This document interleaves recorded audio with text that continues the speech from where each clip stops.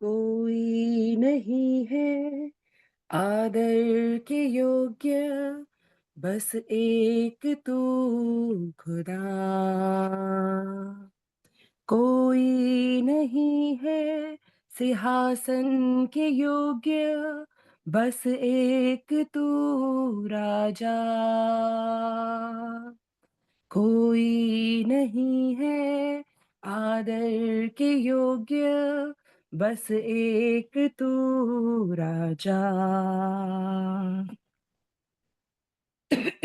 कोई नहीं है सिंहासन के योग्य, बस एक तू राजा। सारा आदर सारी महिमा तुझको मिले यीशु। सारा आदर सारी महिमा तुझको मिले यीशु। नाम यीशु का ऊंचा, नाम यीशु का ऊंचा,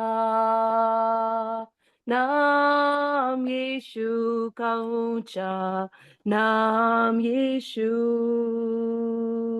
तेरे नाम में है चंगाई, तेरे नाम में है रिहाई, तेरे नाम में है भलाई, यीशुआ। नाम यीशु का ऊंचा, नाम यीशु का ऊंचा, नाम यीशु का ऊंचा, ना नाम यीशु। तेरे नाम में है चंगाई यीशु, तेरे नाम में है रिहाई, तेरे नाम में है भलाई, यीशुआ। तेरे नाम में है चंगाई यीशु, तेरे नाम में है रिहाई, तेरे नाम में है भलाई, यीशुआ। Praise the Lord. Shalom, shalom और शालोम। प्रभु यीशु की शांति जो समझ से बाहर है हमारे जीवनों में बनी रहे, क्योंकि प्रभु यीशु मसीह ही सत्य है। और जब हम सत्य को जान गए हैं तो हमें सारी आशीषें परमेश्वर की हमारे पास है। प्रभु का धन्यवाद हो। हम किसी भी श्राप के अंडर में नहीं है। कोई श्राप हमको हमको नहीं अपने अधिकार में कर सकता है। हम पढ़ लेंगे एक वचन, इफिसियों उसका 1:3 में लिखा है, हमारे प्रभु यीशु मसीह के परमेश्वर और पिता का धन्यवाद हो कि उसने हमें मसीह में स्वर्गीय स्थानों में सब प्रकार की आत्मिक आशीषें दी हैं। सब प्रकार की आत्मिक आशीषें दी हैं। अगर आप फुटनोट पर देखें तो वहां लिखा है आशीष से आशीष, अबंडेंट आशीष दिया है, क्योंकि प्रभु यीशु मसीह ने हमको सृष्टि से पहले ही चुन लिया। सो हम सब इस बात का दावा कर सकते हैं कि मुझ पर कोई श्राप नहीं है, मैं आशीषित हूं। मुझ पर कोई श्राप नहीं चलेगा, मैं आशीषित हूं। हाँ, एक समय था जो पुराने नियम में हम देखते हैं कि कि लोग श्रापित होते थे, और उसका कारण था कि अगर आपने आज्ञा मानी तो आप जो है वो प्रभु को प्यार करते हैं और आपके ऊपर कोई आशीष कोई भी श्राप नहीं है। परंतु अगर आप परमेश्वर से बैर रखते हैं, क्योंकि आपने अगर वचन नहीं माना तो आप बैरी हो गए उसके। और उस समय हम लोग तो बहुत ही दूर थे, परंतु केवल एक ही एक ही जाति थी, जो कि इसमें उसका प्रतिभाग हो सकता था। तो यहाँ पर हम पढ़ लेंगे कि किस प्रकार से पुराने नियम में जो जो श्राप थे वो हमारे ऊपर थे, परंतु अब हम आशीषित हैं नए नियम के अनुसार। तो पुराने नियम में निर्गमन 20 का हम पढ़ लेंगे इस समय। 4 से 6 पढ़ लीजिए। हाँ, 4 से 6। तू अपने लिए कोई मूर्ति खोद कर न बनाना, न किसी की प्रतिमा बनाना जो आकाश में या पृथ्वी पर या पृथ्वी के जल में है। तू उनको दंडवत न करना और न उनकी उपासना करना, क्योंकि मैं तेरा परमेश्वर यहोवा जलन रखने वाला परमेश्वर हूँ। और जो मुझसे बैर रखते हैं उनके बेटों, पोतों और परपोतों को भी पितरों का दंड दिया करता हूँ। और जो मुझसे प्रेम रखते और मेरी आज्ञाओं को मानते हैं उन हजारों पर करुणा किया करता हूँ। जी हाँ, तो यहाँ पर एकदम साफ है, जो मुझसे बैर रखते हैं, जो मुझसे बैर रखते हैं। सारा संसार उस समय जब परमेश्वर को जानता नहीं था, तो हम भी नहीं जानते थे, हम भी उससे बैर रखते थे। तो और हमारे बेटों पोतों पर, तो मतलब कि पूरे पुश्तों पुश्तों जो है, उसका बैर का जो श्राप होता था वो चला आता था। और हम देखते हैं कि हम जो हैं, आज हम इस बात को कह सकते हैं कि अनुग्रह ही के द्वारा जो है, हमारे सारे जो बैर था हमारा, प्रभु यीशु मसीह पर विश्वास करने के द्वारा ही हमारे सारे श्राप दूर हो गए। अब कई बार लोगों का ये कहना है कि आप श्राप, आपके ऊपर श्राप है, पुरखों के श्राप है। मेहरबानी से इस शिक्षा को अपने दिमाग से हटा दीजिए। अब हमारे ऊपर कोई श्राप नहीं है, हमारे दिमाग में कोई श्राप नहीं। जब हम लोग, किसी को डायबिटीज हो जाती है, तो या कोई भी बीमारी हो जाती है, तो डॉक्टर क्या पूछता है, आपके परिवार में किसी को थी? तो आप कहते हैं हाँ, मेरी नानी को थी, मेरी दादी को थी, या मेरे मम्मी पापा को थी।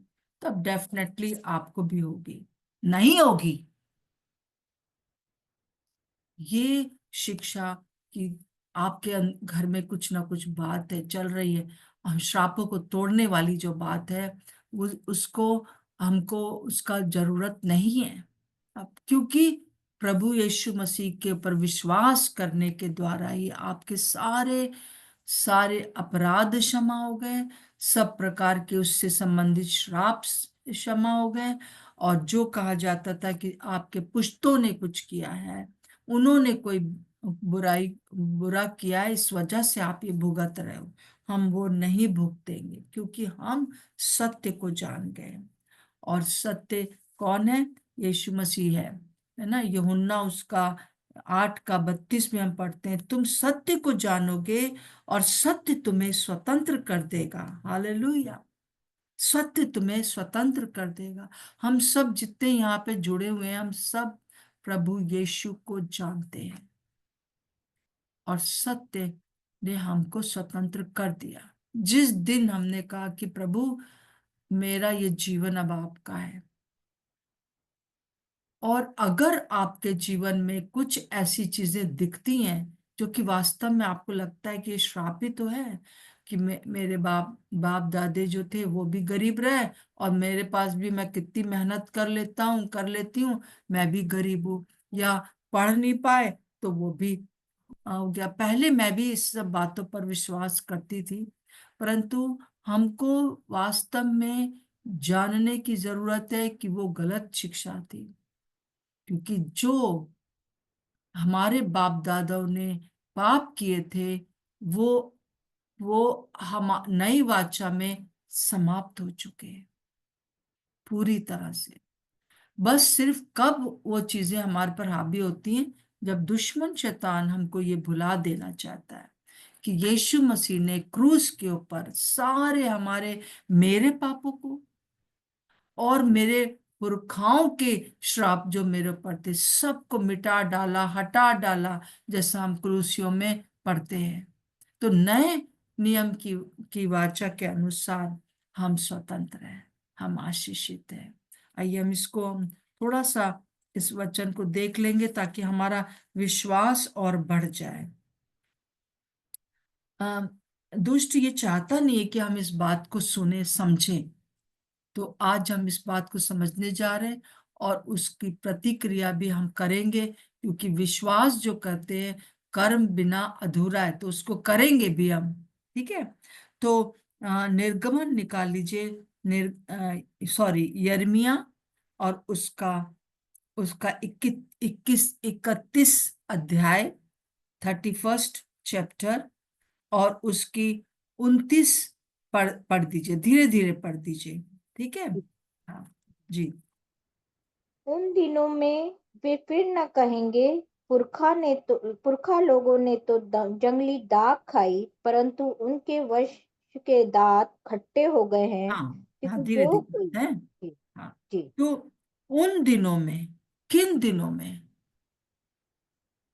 आगे आएगा। नए वाचा के बारे में बताया गया है यहाँ पर, यिर्मयाह ने इसकी भविष्यवाणी की है। हाँ, पढ़ दीजिए फिर से, 29 और 30 दोनों पढ़ दीजिए। उन दिनों में वे फिर न कहेंगे, पुरखा लोगों ने तो जंगली दाख खाई, परंतु उनके वंश के दांत खट्टे हो गए हैं।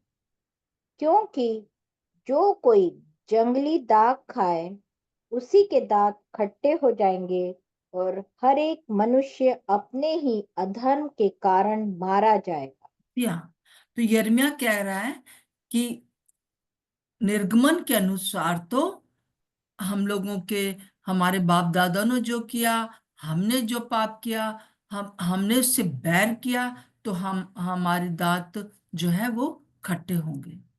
मतलब खट्टे, यहाँ पर जंगली दाख आया है, परंतु वास्तव में ये दाख जो है, वो खट्टी, जंगली दाख खट्टी होती है वो, है ना। तो दांत खट्टे होंगे, मतलब एक ने खाया तो उसके सबके दांत खट्टे होंगे आने वाले जनरेशन में। मतलब एक ने पाप किया तो वो पाप का असर जो होगा वो मनुष्यों पर होगा। लोग इस बात को अभी भी मानते हैं कि ये तो हम लोग, जब जब हम लोग अ, किसी ऐसे व्यक्ति से बात करते हैं अन्य जाति से, तो वो कहते हैं पता नहीं क्या कर्म किया था कि ये सब भुगत रहे, पता नहीं क्या कर्म किया था हमने पिछले जन्म में, या क्या कहते हैं हमारे बाप दादाओं ने कि हम भुगत रहे हैं। नहीं भुगत रहे आप जो सोच रहे हो वो भुगत रहे हो।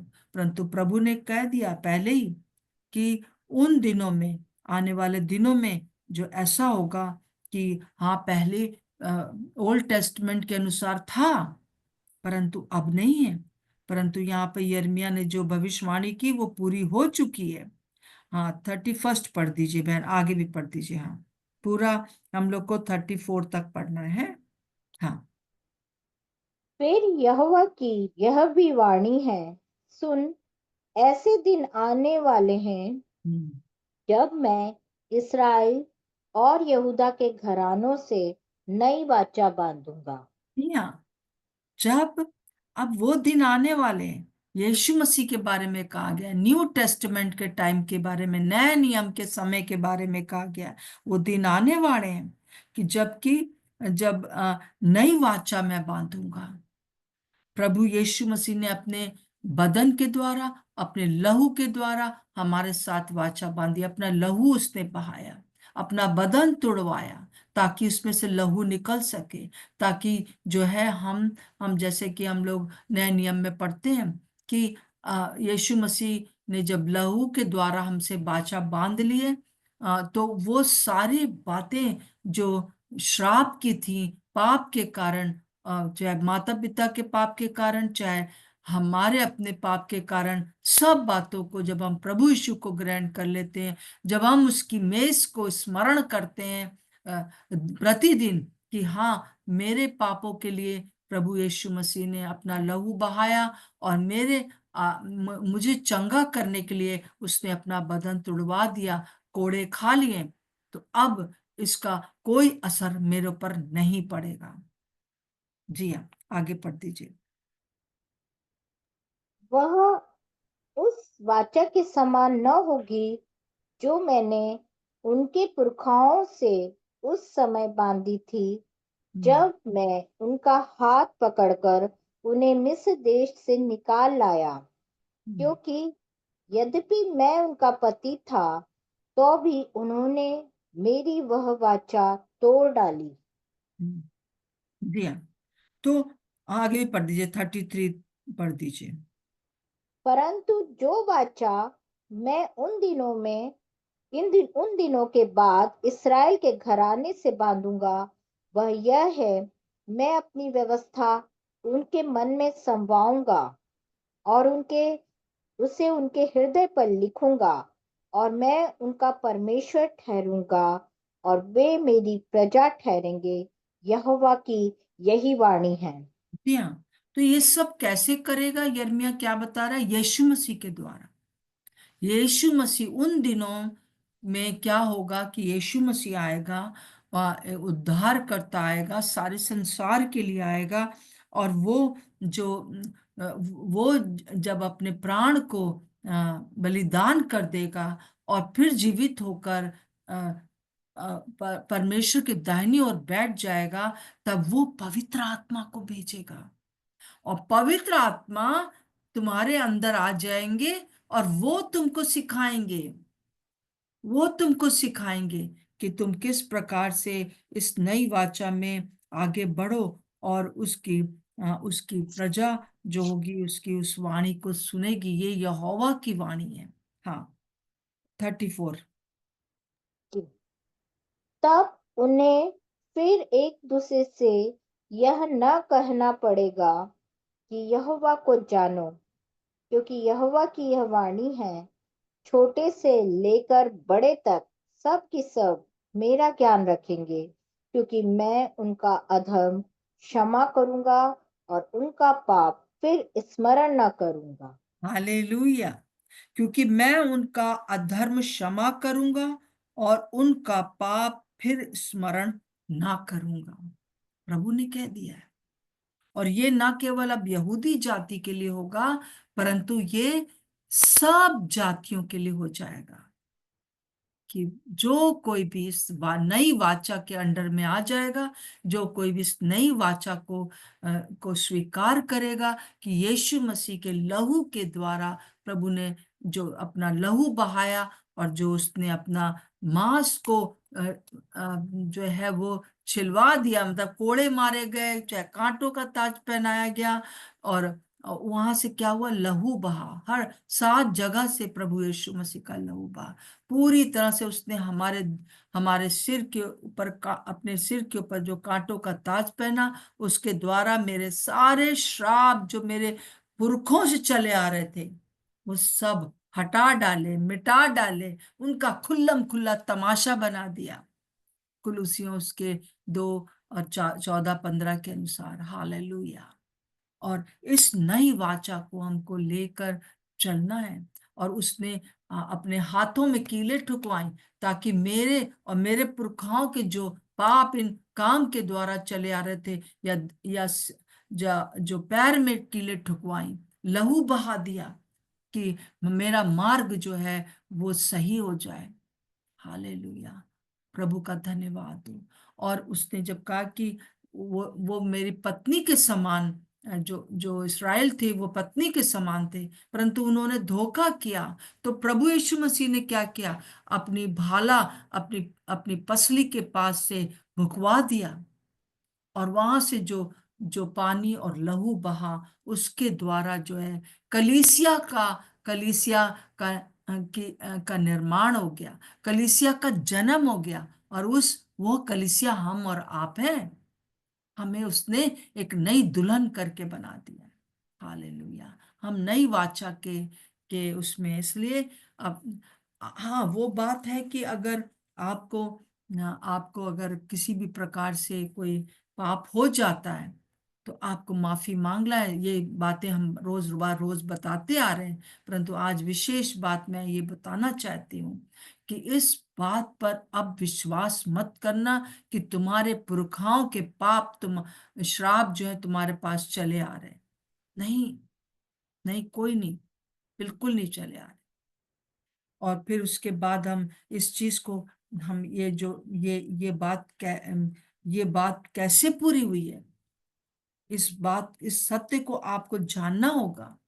और उसको हम जब मती, मरकुस, लूका, यूहन्ना, चारों गॉस्पल में इस बात का वर्णन है कि जब प्रभु यीशु मसीह ने जब अ, सिरका पिया, उसके बाद सिरका को पिलाया गया ना उसको क्रूस के ऊपर।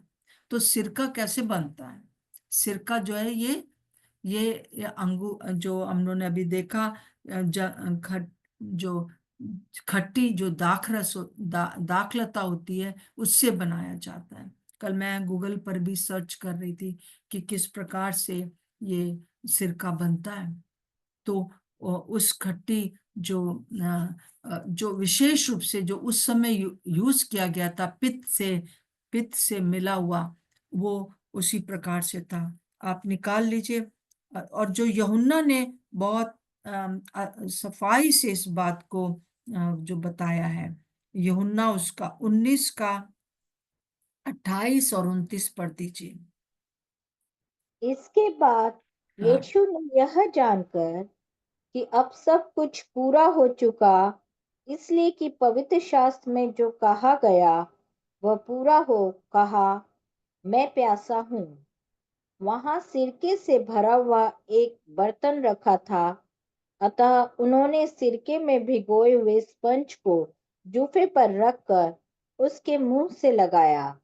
जब यीशु ने वह सिरका लिया तो कहा, पूरा हुआ, और सिर झुकाकर प्राण त्याग दिए। हालेलुया। जब यीशु ने वो सिरका ले लिया, वो जो खट्टे अंगूर का, जो भी उस समय जो कहा जाता था कि किसी ने खट्टा अंगूर खाया तो उसके बाप दादाओं के उसका जो है जो मुंह है, वो खट्टा हो गया। मतलब कि जो जो पाप पाप पर आपके बाप दादाओं ने किए थे वो चले आ रहे हैं। और क्योंकि उनका वो ऐसा विश्वास करते थे, परंतु वो कहता है उन दिनों में, यीशु मसीह के इन दिनों में, जो यहाँ पर बात लिखी गई है, यीशु मसीह ने मेरे पुरखाओं के, मेरे सारे जो जो जो खट्टी अंगूर का जो स्वाद था, वो अपने ऊपर ले लिया जब सिरका पिया। और तब का पूरा हुआ। अब तुम्हारे ऊपर कोई श्राप नहीं, अब तुम्हारे ऊपर कोई भी बीमारी नहीं, अब तुम्हारे ऊपर कोई भी चीजें जो कि तुम्हारे पुरखाओं ने की या तुमने कुछ गलती की है, नहीं है। क्योंकि प्रभु यीशु मसीह ने कहा, जो भी प्रभु यीशु मसीह को ग्रहण करते हैं उनके ऊपर अब दंड की आज्ञा नहीं है। नया नियम और पुराने नियम में यही अंतर है। इसीलिए गलातियों में जैसे कि वो कहता है, हे निर्बुद्धि गलातियों, तुम लोग आत्मा में शुरू कर कर नए नियम, नए वाचा में शुरू कर कर फिर पुरानी वाचा में तुम जाना चाहते हो, शरीर में अंत करना चाहते हो। पुराना नियम तो पूरा शारीरिक रूप से हर बात थी, परंतु नए नियम में हर बात जो है वो आत्मा के द्वारा है, प्रभु के अनुग्रह के द्वारा है। प्रभु का अनुग्रह हर एक पर है, किसी एक पर नहीं। और हमको हर समय भीख नहीं मांगना है, अरे हमारे पर अनुग्रह कर दीजिए, अनुग्रह कर दीजिए। प्रभु कहता है, अरे कर लिया, रिसीव कर लो। ये झूठा शैतान जो है झूठा है, ये तुमको झूठ बोल रहा है। अगर कल भी आपका कोई ऐसा पाप हो गया जिसके लिए आपने पश्चाताप कर लिया है, तो आपका पाप क्षमा हो गया, हिम की नाई श्वेत हो गया है। अब ये मतलब नहीं कि आप हर रोज वही पाप करते जाओ। अगर हम वही पाप करेंगे तो हमको और माफी मांगते रहेंगे, हमें माफी तो मिलती रहेगी, परंतु जिस तरह से प्रभु यीशु मसीह पवित्र आत्मा आपको इस्तेमाल करना चाहते हैं वो नहीं कर पाएंगे। मुझे बहुत अच्छा लगा, मैंने चारों गॉस्पल में जो है इसको पढ़ा, और बहुत सी चीजें एक सुसमाचार में है, मत्ती ने लिखा है परंतु लूका ने नहीं लिखा है, परंतु ये बात सिरके वाली चारों ने लिखी है। और ये नई वाचा है, इस नई वाचा में आपके दांत खट्टे नहीं होंगे अगर हम अ, प्रभु में चलेंगे। अब जब शैतान आपके पास आए और कहे कि ये सब तुम भुगत रहे हो, ये तुम्हें भुगतना पड़ेगा, तुमने ये गलत कर दिया, तुमने वो गलत कर दिया, तब आपको बस आपको कहना है कि झूठे शैतान तू यहां से चला जा, है ना। सत्य, और मैं, क्योंकि मैं अब सत्य को जान गई हूं। जब हम सत्य को जानेंगे तो सत्य हमें स्वतंत्र करेगा। यीशु मसीह में जो बातें हैं वही हमको स्वतंत्र करती हैं। नए नियम में जो बातें हैं वही हमको स्वतंत्र करती हैं। अवश्य हमें पुराना नियम पढ़ना चाहिए क्योंकि बहुत जरूरी है, परंतु नए नियम को और भी ज्यादा पढ़िए, और भी ज्यादा उस पर मनन करिए, क्योंकि और पुराने नियम में भी देखिए यिर्मयाह ने लिखा है।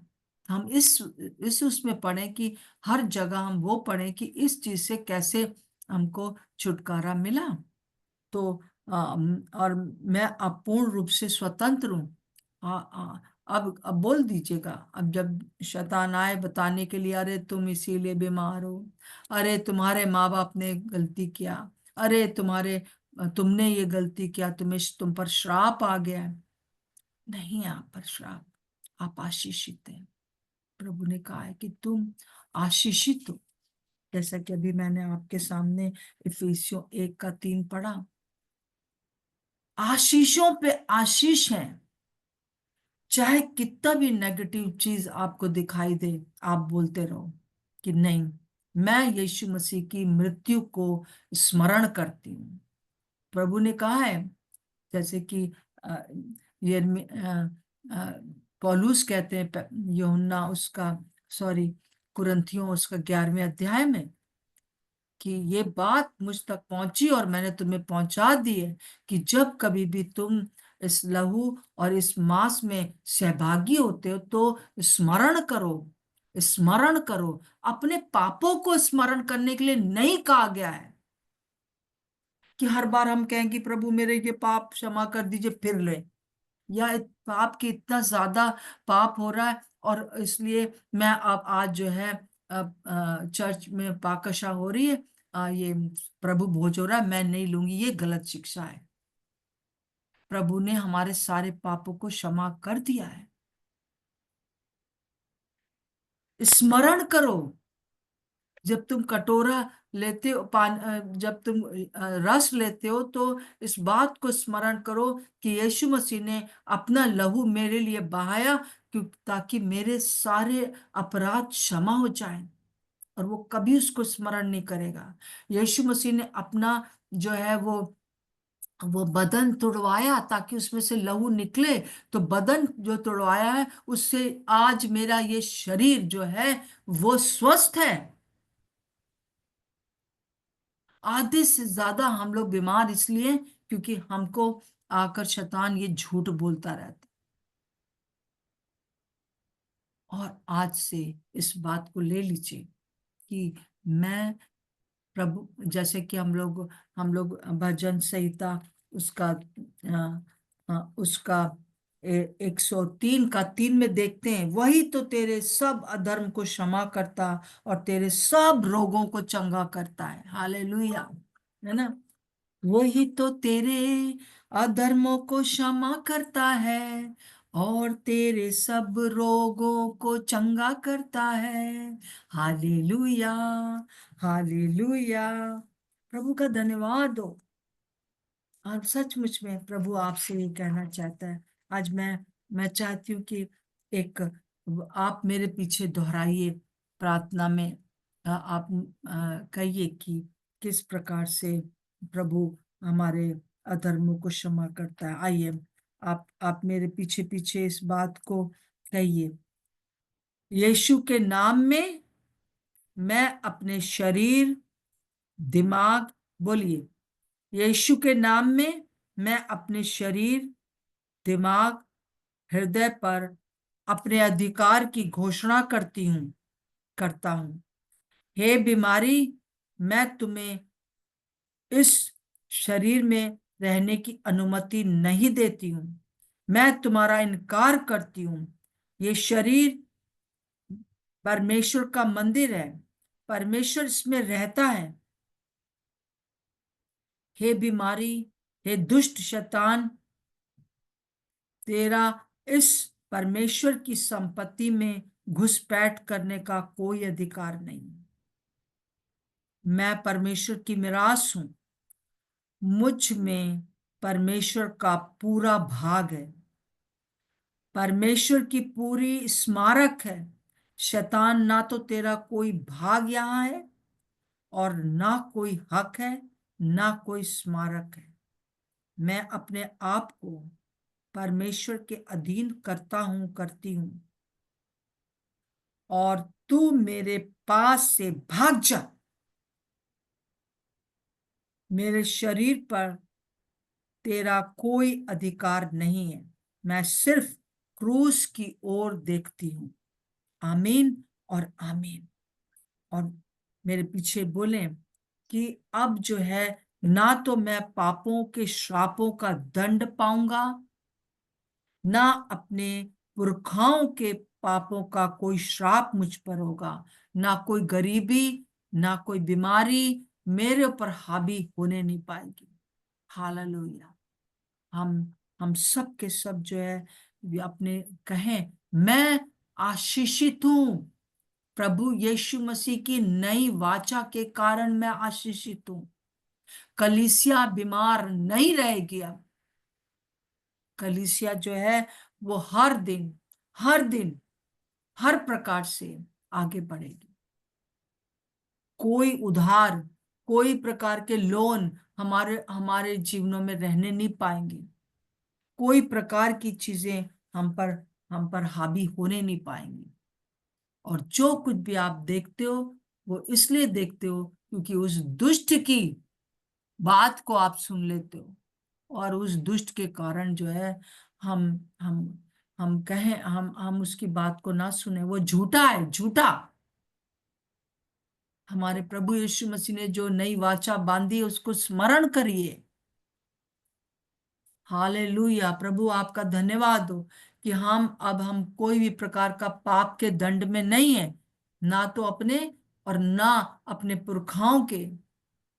क्योंकि आपने उस सिरके को, उस खट्टे अंगूर को आपने चख लिया, जिससे मेरे मेरे मुंह खट्टा होता था। मेरा मुंह अब खट्टा नहीं होगा। प्रभु मैं आपको धन्यवाद देती हूँ। हम सब आपको धन्यवाद देते हैं प्रभु जी।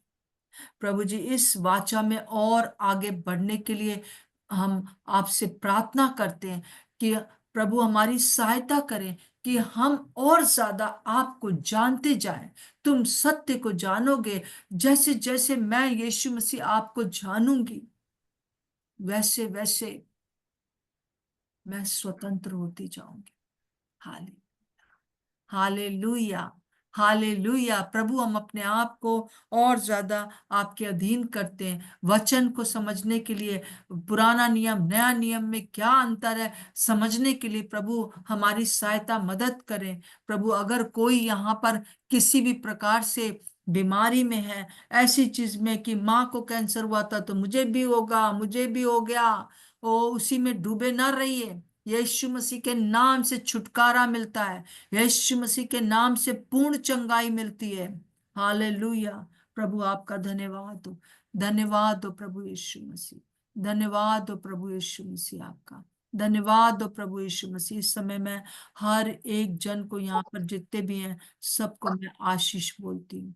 प्रभु यीशु के नाम से आशीषित करती हूँ। यीशु के नाम से मांगते हैं, आमीन और आमीन। प्रभु का धन्यवाद हो कि प्रभु हमारे बीच में है, और उन्होंने, मैं विश्वास करती हूँ कि इस बात को आप बहुत अच्छे से समझ गए होंगे कि हम स्वतंत्र हैं। प्रभु यीशु मसीह आपकी सहायता करे इस पूरे दिन कि आप इस वचन को याद रखें।